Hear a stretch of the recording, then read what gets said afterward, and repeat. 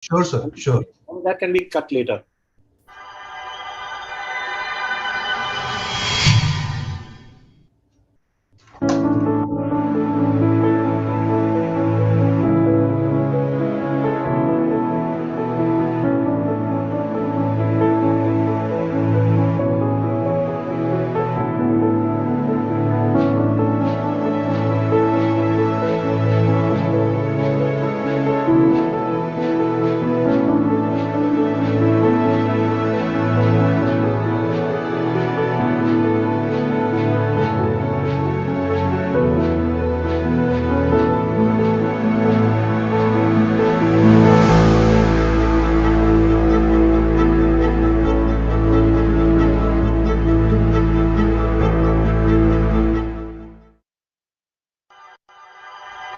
Good evening and welcome to Seniors Today's Health Webinar Series.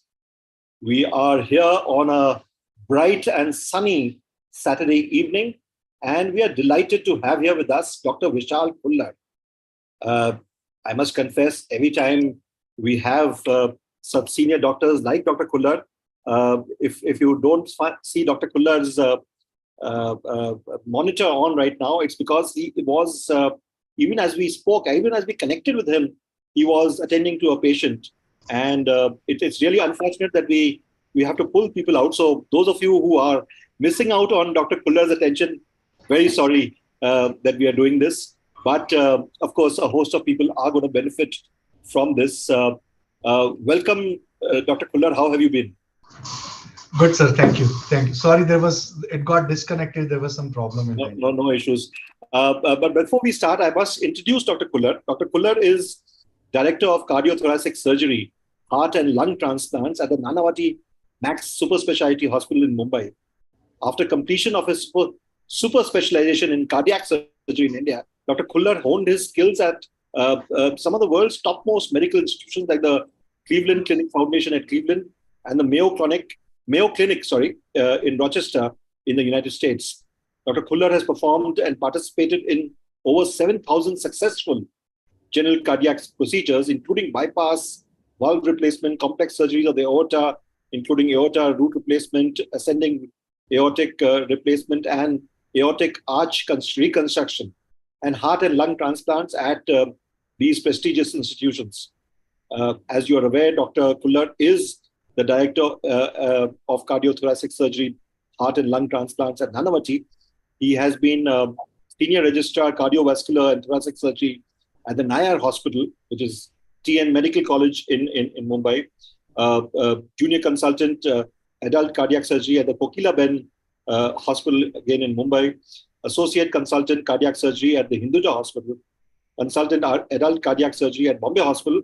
And Assistant Professor of Surgery, Mayo Clinic School of Medicine, and Senior Associate Consultant, Department of Cardiovascular Surgery at the Mayo Clinic.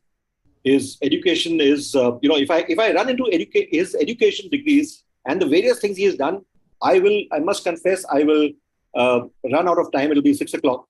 But I'll just tell you, he has done his MBBS from the BJ Medical College in Pune.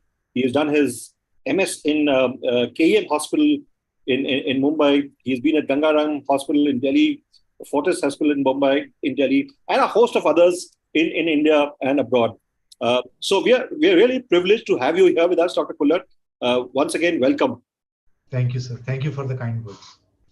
We are in touch with people at the various hospitals and doctors, and we were talking about hypertension and how hypertension causes various issues about the heart.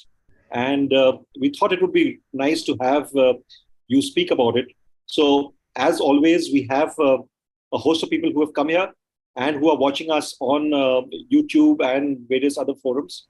And I would request all of you who are attending right now over Zoom to send in your questions. And as always, please put in your age and your gender so that Dr. Khullar could give a considered reply. And you can, of course, go through his presentation, and most of your questions would be addressed over there. Answers would be there, but still, over to you, Dr. Khullar. Thank you, sir. Thank you so much.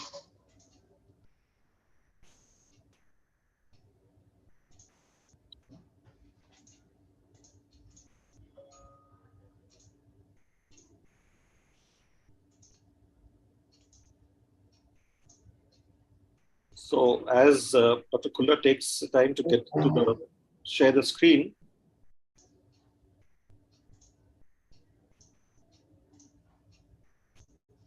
That's it.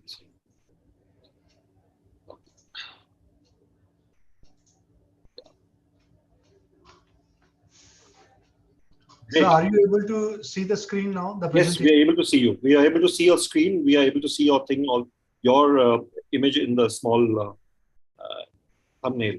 Thank you, sir. So can I start, sir? Yeah, please go ahead. Please go ahead, sir. I'll just skip this part, sir, my experience.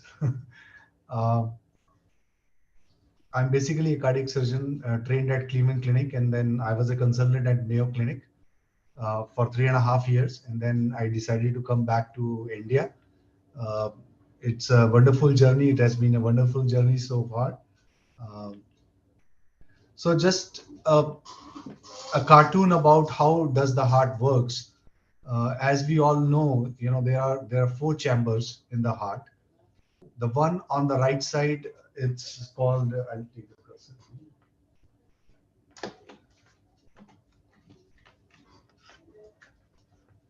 So four chambers of the heart. The upper two chambers are called as atrium. The one on the right side is called right atrium. Sir, can you see the cursor moving? Yes, we can see it. You can see it.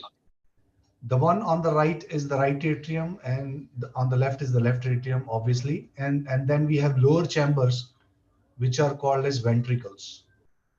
So basically, atriums are very receptive. They are distensible. They are very, there is no muscle in the atrium. So their basic role is to receive the blood. So the right side of the body, as you can see, the blue color, it receives the deoxygenated blood from the lower and the upper half of the body. The upper half of the body means the neck and the brain, and the lower half is from the belly and the legs. So the venous deoxygenated blood comes to the right side from the right atrium. It goes to the right ventricle. The lower two chambers are called as ventricles, and they are muscular. They are very muscular. The right ventricle then pumps the blood through the pulmonary artery into the lungs. And as we breathe, the blood is oxygenated, and then it returns back to the heart through the pulmonary. These are the pulmonary veins. It comes back to the left atrium, the red blood. Now it's red in color because it's rich in oxygen. And then from the left atrium, it goes to the left ventricle. Left ventricle is again a very muscular structure, and because it has to pump the blood to the rest of the body. So this is the basic anatomy. Four chambers, two upper chambers, atrium, two lower chambers, which are muscular, ventricles. And then we have four valves. The one on the right side is the tricuspid valve. The blood goes from the right atrium to the right ventricle through this valve. Then it goes to the lungs through the pulmonary artery. Then there is a valve here, which is called as the pulmonary valve. When the blood comes from the lungs to the left atrium, it is pumped to the left ventricle through a valve, which is called as the mitral valve. And then the left ventricle pumps the blood through the aortic valve into a large vessel, which is called as the aorta. So basically, we'll discuss the anatomy of the heart in detail. Grossly speaking, four chambers, four valves, the mitral, aortic on the left side, tricuspid and pulmonary valves on the right side.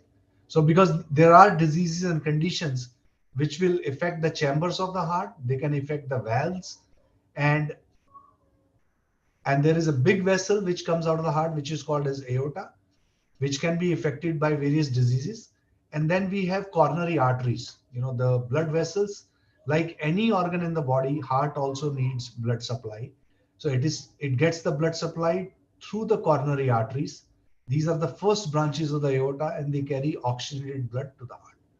And as we all know, coronary artery disease, many times we discuss बात होती है कि blockage आ गया heart में. So these are the vessels which are affected by the blockage. These are called as the coronary arteries. So just briefly, like we discussed, um, the types of heart diseases, we discussed about valves. Mitral and aortic valves are most commonly affected. Uh, they are affected by a disease called as rheumatic heart disease, or as the age advances, the valves can degenerate over a period of time because they handle a lot of stress, like aortic valve. In this diagram, if you see, once the ventricle pumps the blood through the aorta, the aortic valve closes. So it has to bear the brunt of the column of the blood, the whole blood which is contained in the aorta. If it starts leaking, the blood will come back to the ventricle, resulting in the ventricle will get dilated over a period of time and the heart can fail. So as the age advances, these valves can degenerate because they handle a lot of stress over the lifetime of a patient. Now, so we discussed about the valves. Then the big artery which arises from the heart, it's called as aorta. This vessel, big vessel, carries blood to the brain and the lower half of the body. It can also, this artery, this big vessel can become aneurysmal. It can dilate over a period of time, and sometimes it can rupture or it can dissect. Then we have coronary artery disease. We discussed about the blood vessels which give blood supply to the heart. There can be fatty deposits in the blood vessels of the heart, resulting in blockage. It's called coronary artery disease, for which angioplasty or bypass surgery is very commonly performed. Then other diseases of the heart, um, like we have electrical wires in our apartments, in our house. Similarly, the heart keeps on beating. Every second it beats. It beats 80 to 90 times in a minute. So it's just the automaticity of the heart, that it beats automatically because there is an electric current inside the heart, like wires in an apartment. There are a conduction electrical axis in the heart. This if you can see this yellow, this all yellow, this is the electrical axis of the heart, which makes it beat every second. So these electrical signals can become disorganized, resulting in cardiac arrhythmias. Arrhythmia means irregular heartbeat. I don't know, you must have heard about irregular heart rhythms, like atrial fibrillation, very commonly seen. Then we have heart failure. The ventricles, which are the muscular organs, the lower two chambers, they're very muscular, but due to certain disease of the heart, they can become dilated and then they can fail over a period of time. A lot of advancement now. I have a slide where you can treat it medically. If medically it's not getting better, then the patient may need surgery. Many people must have heard about an artificial implanting an artificial pump in the ventricle, or even the heart transplant has become so common nowadays. Similarly, one of the diseases where the myocardium, the heart muscle, can become so thick that there is hardly any cavity left in the ventricle. It's all muscle, very small cavity, which can result in heart failure actually and sudden death. It's called HOCM, hypertrophic obstructive cardiomyopathy. It's one of the reasons why you must have heard sudden people dying suddenly nowadays. Can be one of the reasons is HOCM. It's called hypertrophic obstructive cardiomyopathy. And then we have pericarditis. Pericardium is the layer around the heart. The heart is encased in a covering. It's called pericardium. There are certain diseases which can affect the pericardium and cause pericarditis. The covering can become very, very thickened, and the heart can fail because of that. The most common cause of pericarditis in our country is tuberculosis. So type of heart diseases, like we discussed, the coronary artery disease, there can be fatty deposits in the blood vessels of the heart, resulting in blockage. And the treatment options are angioplasty and bypass surgery. Then we discussed about valve diseases. The valve can become stenosed or they can start leaking. The third pathology which can affect the heart is the thoracic aortic aneurysm. The big vessel which comes out of the heart can become dilated, aneurysmal. It can rupture or it can dissect.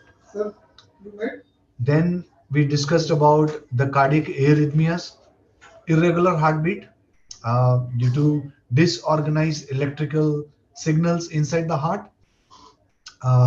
Then thickening of the myocardium, which is called as HOCM, one of the causes of sudden cardiac death in young adults, especially athletes. they can suddenly die if this condition is not diagnosed. Then we discussed about pericarditis. The most common cause is tuberculosis in our country. It can constrict the heart. It's called as constrictive pericarditis. And then the heart failure, in which the lower chambers of the heart can become dilated and they can fail over a period of time. Uh, let's go to the next slide. This we already discussed. Now, what is the difference between heart attack and cardiac arrest? So, as the term suggests, the cardiac arrest occurs when the heart malfunctions and stops beating unexpectedly. So, arrest is, something is arrested. It's not beating at all. Total arrest. Whereas the heart attack occurs when the blood flow to the heart is obstructed or blocked. This typically happens in coronary artery disease when there are fatty deposits in the blood vessels of the heart. Then the blood flow to the heart, to the muscle of the heart, cannot be maintained, resulting in angina, and a patient can have a heart attack. So complete cessation of the electrical activity results in cardiac arrest. Cardiac arrest can happen due to a heart attack, but heart attack is entirely, cardiac arrest is an electrical problem, whereas heart attack is due to obstruction to the blood supply of the heart.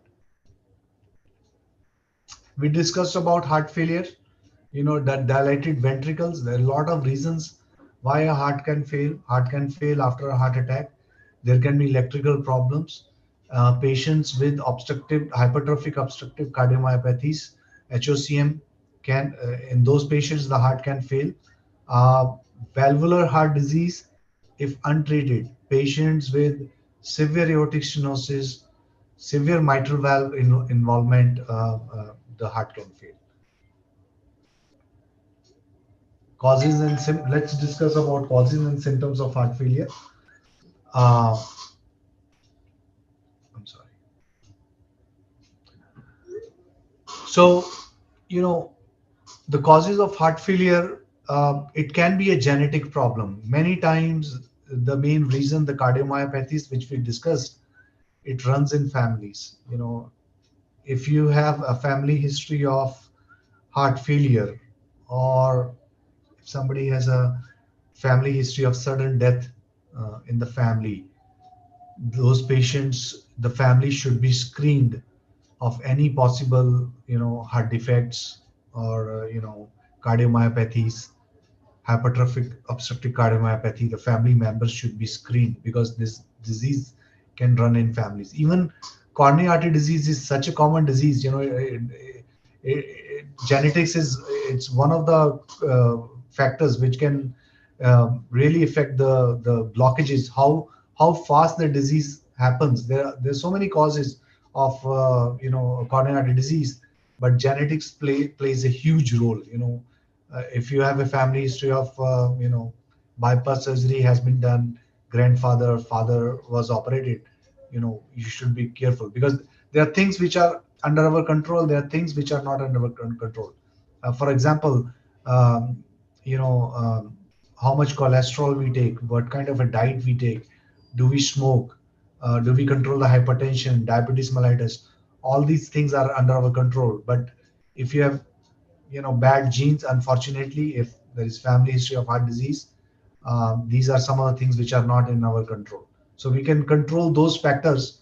um, we can There are certain factors which we can modify, the diet, exercise, diabetes control, cholesterol control, all those things that we can do. But advancing age, as the age advances, or if you have a family history, and male gender, these are the risk factor for coronary artery disease. So coming back to the heart failure, genetics, obesity, inactivity, not doing much exercise, high blood pressure uh, is one of the causes of heart failure. Because if you have a high blood pressure, many patients think that, I'll just try to control it with diet or exercise. Lekin, we should understand that uh, if the blood pressure is not controlled, every time the heart beats, it has to, then it is beating against that much higher pressure. Somebody has a normal pressure of 110 by 70, then the heart is relaxed. But if the blood pressure is 200 systolic, the upper blood pressure, then the heart has to beat harder. It has to work very hard. Then other causes of heart failure: smoking, coronary artery disease, heart attacks, heart can fail. Coming to the symptoms of the heart failure, uh, patient can have dizziness, uh, tiredness, history, symptoms of fatigue, shortness of breath, can't walk much, walk, climbing stairs can be a problem. Everybody gets short of breath when you climb stairs, but unusual, than what is expected is not a good sign. You should see a doctor. Having palpitation, conscious awareness about one's heartbeat. You can feel that your heart, is beating, or maybe an irregular heartbeat. Those are some of the symptoms of heart failure. Patients can faint. Those are terminal stages of heart failure. Uh, Steps to prevent heart disease. These are factors again which we can modify. All these we should quit smoking. We should monitor the blood pressure. We should take medications. बहुत सारे लोग हमारी country में सोचते हैं कि if they take medication then they will get dependent and the dose will keep on increasing, and they have all the Ayurvedic allopathic medication as side effects. I think that's just a myth. All these drugs are tested. These are, a lot of research is being done. There are n number of publications, and all these drugs are FDA approved, and then only they come to the market. And कभी कभी side effect हो जाते हैं. I mean, then we have alternative medications, but every patient, they should take their heart medication, blood pressure medication. We should watch our cholesterol.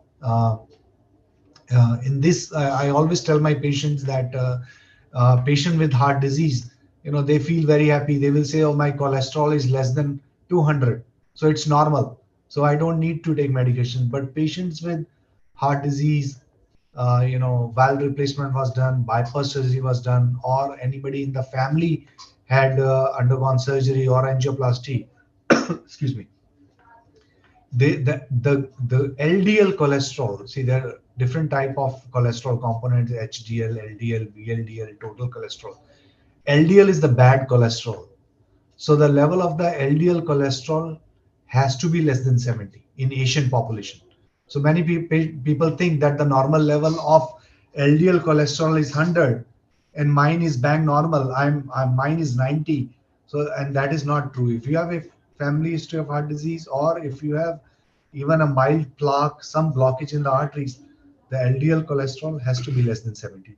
The goal in Asian population is 55 to 70. Should be less than 70. Regular exercise is a must.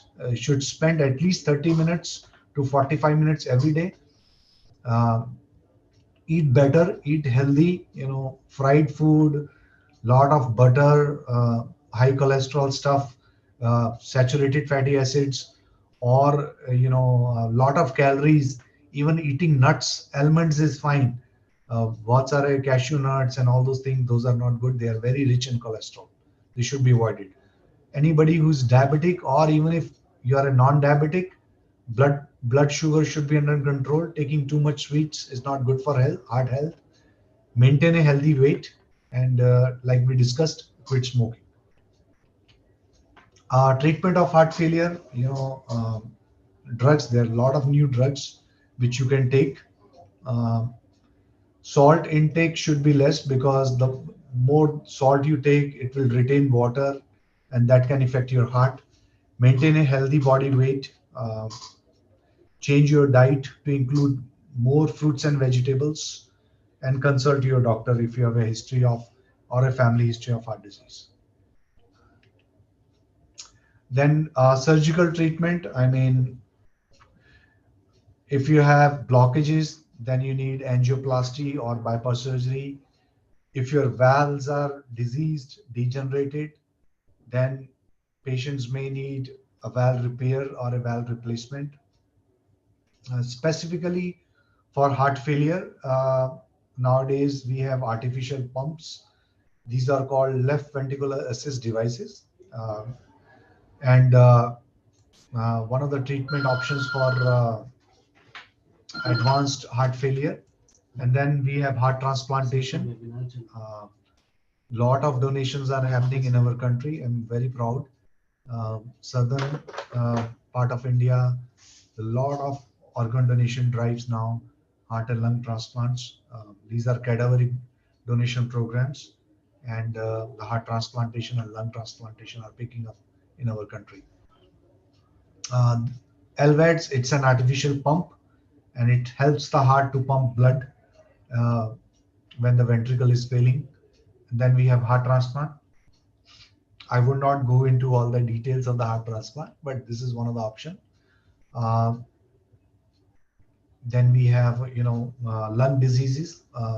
Lung and heart, they both work as one unit. So diseases of the lungs can affect the heart also, and diseases of the heart can affect the lungs. For advanced lung disease, we have option of lung transplants. So it was a short presentation. Uh, we can go into more details. This is my contact number. Please feel free to call me, or you can send me a WhatsApp message if you have any questions, or you need any opinion about your family, friends. If there is any cardiac issue. I'll just go back to my slide about the type of heart diseases. Happy to take questions. Doctor, can you just give your contact number once again, because I think it you moved. I'll just put it on the chat once you give your contact number once again. Absolutely. Yeah. What? It's 99-877-40395. 40395. Right. Actually, if you can Google my name, Dr. Vishal Khullar, Nanavati Hospital, uh, you can go to the Nanavati website. I have another website on my name, and there are a lot of blogs written on the Nanavati website and my website, and about healthy heart, how to take care of your heart after bypass surgery, any valve surgery, what diet you should follow. There are blogs about aortic aneurysm. I've seen your website, Doctor. Very, very good and very impressive. And it just shows that the very fact that you've shared your number, you've shared your email address, and it's very heartening to see that top medical professionals like yourself are doing that. Thank you, sir. Doctor, can I go to the question directly? Sure, sir. Sir, honestly, sir, when I was in the United States, I thought that the patients are very large. They have a large BMI. So we used to, the heart disease is everywhere. It's so common, all around the world. So I thought maybe it's their diet pattern that, they eat a lot of cheese and high calories, the stuff. But when I came back to India, even thin patients I see, I'm surprised to see they have, such severe coronary artery disease, lot of cardiomyopathy, failing hearts, young patients dying suddenly. So I thought I should start a website or something, so that maybe we can educate, our people, our Oh, community. great. And I'm gonna take the liberty of even suggesting to you that we're happy to be doing something with seniors today. And because we are, as you see today, there are 66 people who have gathered here to hear you and to watch you, as well as there are, we had in all 415 registrations Right. until 12 noon today, and I'm sure there are more. So that's the kind of interest level, and I must tell you that all of them are above the age of 60. Right, sir. Right, sir. And they are very vigilant. They are very vigilant, doctor. Somebody is already telling me, okay, now let's get to the questions. Sure, sir. Sure. So I will get to the questions. There is somebody who said that I am having a problem of high BP since an early age. Now I am 70 years old. I'm under consultation with cardiologist. My angiogram is all right, shows 20% blocks. My echo is not good, having hardened arteries. I'm giving total. I'm given total of 8 tablets daily to control BP, but it's not in good control. What should I do? Sir, usually in the young age, I'm sure the cardiologist must have done all the investigations. Uh, I would I would like to ask, have they checked the kidney? Is the renal arteries okay? He has not Sometimes mentioned. We can ask him to do it. we should do an ultrasound of the kidneys to make sure the renal arteries, which carry blood supply to the kidneys, is normal. Because sometimes blockage in the renal arteries is one of the causes of high blood pressure in the young patient population. So that should not be missed. Um, um, eight is too many medications just to control the blood pressure. Um, so that we should do an ultrasound of the kidney to make sure the kidneys are all right. Right. Uh, Doctor, there are a few questions around blood pressure levels as to what is the ideal blood pressure levels for various age groups, starting the age of 60 to 70, 70 to 80, 80 plus. So, sir, WHO gave the definition of hypertension. Their definition was, it used to be if the systolic blood pressure is more than 140 and if the diastolic is more than 90. So 140 by 90 used to be the definition of hypertension, more than that. But recently they have come down to 130 by 80.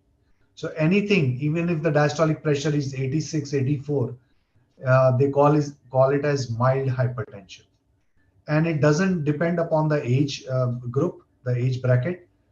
Anything more than 130 by 80 is hypertension, is defined as hypertension.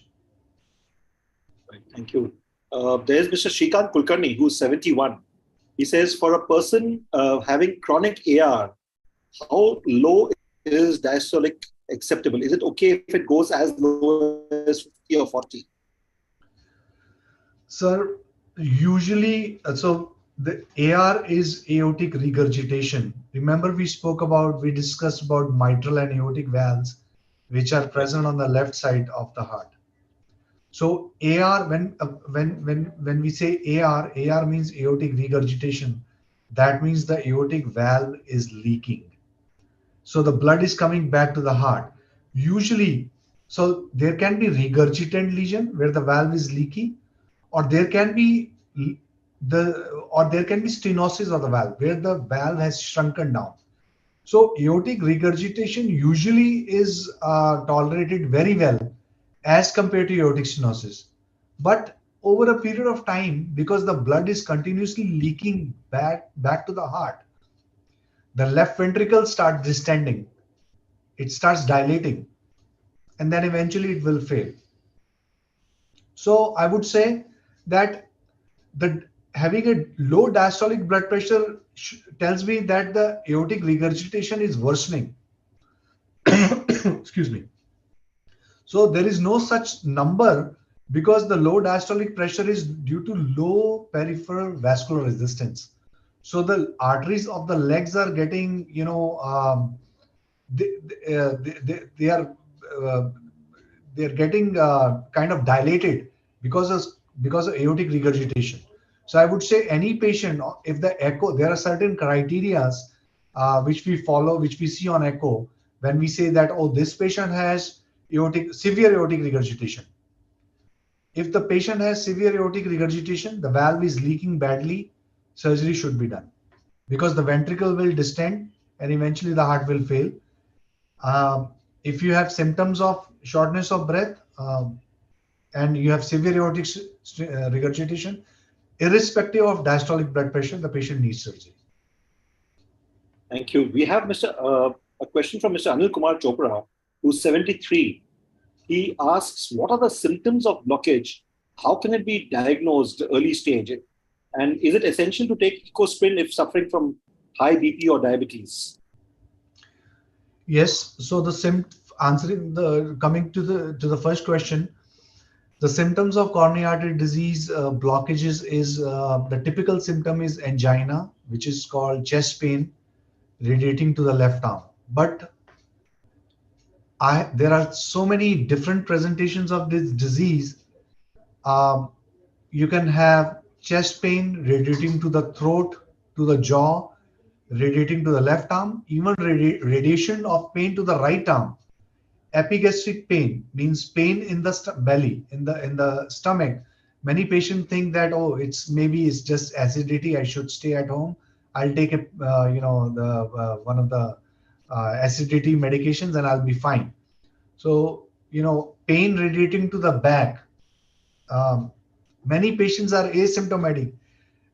If you are diabetic, you can have silent heart attacks. So there are 10 different presentations of this disease I see every day. रात को सोए थे, सुबह उठे ही नहीं. Young patients dying suddenly. Then you see patient coming to the emergency department with a massive heart attack. There's so many symptoms. That's first question. The second question was, is it mandatory to take ecosprin if you have high blood pressure and diabetes mellitus? So it's not mandatory to take ecosprin, but generally speaking, if your age is more than 70, taking low dose aspirin, which is 75 milligram a dose, will always be beneficial. It will not do any harm. So the aspirin is a painkiller. Uh, Generally, when we prescribe aspirin for pain, the dose is 300 milligram. But for heart diseases, the blockages and all, the dose is 75 milligrams. And there is no harm in taking aspirin if you are diabetes. Yes, there is no indication if you are young, but age more than 70 years, it's very beneficial, because diabetes patients will have some kind of blockages. It's very important to understand, sir, that angina is different. Having blockages doesn't mean necessary 100%. That many patients think that, oh, I have only 50% blockage, so there is no risk of heart attack. If I have a 90% blockage, then there is a more risk of heart attack. It doesn't work like that. The heart attack happens because the blockage inside the blood vessel, it ruptures. When it ruptures, it causes blockade of the blood supply to the heart. So even if you have 40% blockage, it's a risk factor for having a heart attack. So aspirin will be helpful, especially in diabetic patients. Yes. Right. Thank you, Doctor. Doctor, this is an interesting question. Uh, Doctor, every time I hear the news, and if there's some unpleasant news, I start getting palpitations. Like yesterday, when there was this news about the 2,000 rupees being withdrawn, I started getting palpitations. And not that I have too much of money, but still, I find that negative news has a very bad impact on me. What should I do? So how old is the? He hasn't mentioned his age, but I'm sure he's a senior citizen. Because see, sir, if it's a young person and there's no underlying heart disease, then it's a normal response. Everybody's different. Some people can get stressed up. Small issues, they can have palpitations. But I would say if there is any underlying, disease like blood pressure, diabetes, or if your age is more than 45, 50 years and you are having palpitations due to any reason, then it should be investigated. Right. Thank you. We have a question from Katie Dadanchi. Doctor, I have read that bypass surgery can be done with a small cut under the rib cage. Is it true as it is a less invasive surgery? That's true. Yes, it can be done. You can cut open the rib cage, and it is very much. There are not too many people who are trained yet, but many of the cardiac surgeons they are trying to do a minimally invasive procedure.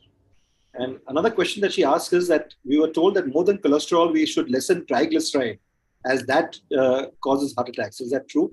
I'm sorry. What? More than cholesterol is triglyceride. That is a bigger evil. Is that true? So that's not true, because triglycerides causes peripheral vascular disease, whereas the peripheral vascular disease means blockage in the leg arteries, whereas high cholesterol is bad for the heart, and LDL is the bad cholesterol, like I said. HDL is good. Right. Thank you. We have a question from Mr. Bharat Mehta, who is 66. He was operated for main artillery angioplasty in October 2020. His question is, what are the chances of blockages again even after medication taken thereafter, and what precaution should one take to stop further damage of the heart?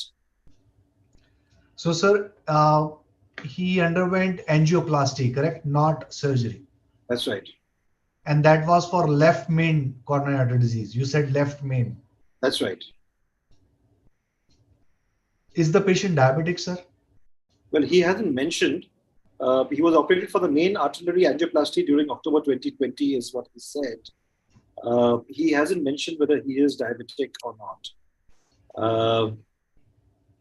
Sir, if the blockage was more than 50% and the patient was diabetic, then surgery is more beneficial in the long term. Right. If the blockage is less than 50% and patient is non-diabetic, then left main angioplasty can be done. Right. There are a lot of factors which can contribute to the long-term outcomes, depending upon what were the angiography findings. For that, I will have to see the angiography and angioplasty CD. Then only I can answer that question. I'm sure in addition to the left main, there would have been multiple other blockages in the heart. It's not very uncommon. Isolated left main disease is not that common. So he has another question, doctor. His second question is, if I need to go in for a myectomy, what is a center of excellence in India which performs myectomies regularly? That's a good question, sir, because there are very few surgeons who are trained in myectomy in India. Honestly, I have a close friend actually who needs a myectomy. I mean, eventually he will need a myectomy. We are giving him medications, and even I am looking for a surgeon who can do a good myectomy. I will have to find it out, sir. Sorry, I can't answer. Even I'm looking for my friend. So those of you who are, if you have a specific question, like this, you can just write to Dr. Yes. Khullar. You have his email address. Please remind me. I can ask around. In my, I can ask my colleagues all over India. The cardiac surgeons, and ask them who is the best. Yeah, it's a very niche area, and not many people do myectomies. Right. Yeah. We have an anonymous attendee who's male 70. He says he has had a stent put 3 years ago, and he wants to know, does he need to take an Ecospin 75 and Roosevelt tablet 5 mg lifelong, or can the daily dose be reduced to 2 or 3 times per week? Oh no, sir, absolutely. Lifelong aspirin and rosuvastatin. And that also, like I said, the goal LDL has to be between 55 to 70. Lifelong. Doctor, we're running out of time, but I'll just take 5 more minutes if you don't mind. No problem. We have a question from Marjorie Fernandez. She says she had an open heart surgery 3 months back, which involved replacement of the mitral valve and LA application and septal myomectomy. The surgery was okay, but her pulse rate has increased a lot. She feels breathless even with walking from one room to another, as it raises the rate from 95 to 100. Only when I sit down can my pulse rate be reduced to 80 or less. I'm taking Metalor 25 for my problem, but it's of not much help. I've been told that this high pulse rate has no connection with my surgery. Is this true? And what can I do to reduce my pulse rate and not feel breathless? She says that, she's forgotten to mention that she doesn't have any blockages in her heart. And also she seems to be suffering from ILD, which makes her breathless, and she has to take medicines, including steroids, but it's only for 2 months or so for the Delhi winter. She is fine in the rest of the year and don't take any medicines. She is 76. And otherwise, she says she's blessed with fairly good health. So, sir, mostly I think the reason for shortness of breath is the interstitial lung disease. Nothing to worry. If her heart rate is on the higher side, and that can be controlled with the beta blockers. So they can increase the dose of metoprolol, which she's already on. Right. The dose of metoprolol should be increased. No worries. She'll be fine. uh, Doctor, there are some questions which I've been asking about uh, uh, alternative medicines that are there. You have, of course, spoken about the fact that the allopathic school of medicines are tried and tested.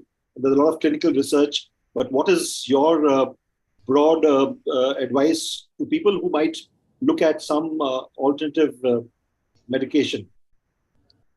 So, I believe that ultimately, all these medications, they act on the receptors inside our body, correct? We have receptors at the cellular level where they act. So even if you take allopathy, homeopathic, Ayurvedic, whatever medication, ultimately they have the same molecule which is going to act on the same receptors. The only difference between allopathy and other branches are sciences is that we have done a lot of research, and after that only we have come up with these molecules with particular dose. We know how much dose needs to be given. um, I would like to um, I believe in allopathic medication, and because it's tested, there's a lot of research which is done. But I believe in yoga. There's a lot of research done on yoga. If, I don't know much about homeopathic and Ayurvedic, but I think ultimately they act on the same receptors. So, Doctor, I'm sure you have a crazy schedule which you have for yourself, with all your surgeries, etc. And plus, there's a lot of stress with every patient that you have. How does Dr. Vishal Khullar keep himself fit with a pretty horrible schedule? Sir, I do yoga every morning. I wake up at 5 a.m. in the morning. I go to gymnasium. I spend 45 minutes there, and then I spend 35 minutes. I do meditation. Wow. And you must be having a fairly punishing schedule otherwise rest of the day. It is busy, sir. Yes. It is very busy. It's a lot of responsibility, sir. Uh, Doctor, we'll take one last question, and there are quite a few questions that have come in. What we'll do is we will just look at them and have it sent to your office, and perhaps if you find some of them worth responding to. I'm not taking specific questions which No are problem. mentioning specific drugs. There's one question which is important. He says many doctors in India and abroad nowadays advise to stop blood pressure medication. Is that normal? No, sir. Should not be stopped. Blood pressure medication should not be stopped. Suddenly, patient can go into pulmonary edema, means the lungs can fill with water, heart can fail, patient can have stroke, paralysis. Um, it should never be stopped, sir. Blood pressure medication. I wouldn't recommend that. Right. Thank you very much for being here. You've spent so much time here. Unfortunately, we have some 10 odd questions which are there right now from Mr. Thank you, sir. Sudeep Srivastava, an anonymous attendee, Mr. S.K. Agarwal, Mr. Somesh Java, Pushpa Shahji, Shrikant Kulkarni, Mr. Vish Duggal. We will send these questions to Dr. Khullar because obviously we need to also look at the time. Thank you very much again, Dr. Khullar, for Thank taking you, sir. time for an excellent presentation and for really patiently, answering all the questions, and of course, uh, you know, sharing all your coordinates so that people can get in touch with you directly. To all of you, as always, we will be putting up this video on Monday, as well as the takeaways from this session, which, as you know, are written by a medical practitioner who takes the sum and substance of this presentation, of this Q&A session, and they will be put up on Monday. So you can see that. And as always, we will be there next week at 5 p.m. You can set your watch as per the time that we start the session. We always start on time. In the chat window, you have a link which has been put up about the pre-registration for our health webinar sessions. And please feel free to do so you don't have to really wait for our announcements. Doctor, if you don't mind, I'll just request you to have a look at one video, which is our latest issue of the magazine. which has just been out, and it's interesting. Doctor, before, as our producer brings this up, just to tell you, Seniors Today has been there for the last 4 years. We're going to complete our 4th anniversary in July. Before the lockdown happened, we took a bet that our seniors are fairly technically initiated. So our magazine is only available as an e-magazine. It's not a print magazine, and it's available free of cost. And we've just published our 47th issue in the month of May. And Firoz, can you put on the video if you don't mind? So we have a host of people who write for us. Some really well-known writers. Even if I try and plug my own magazine,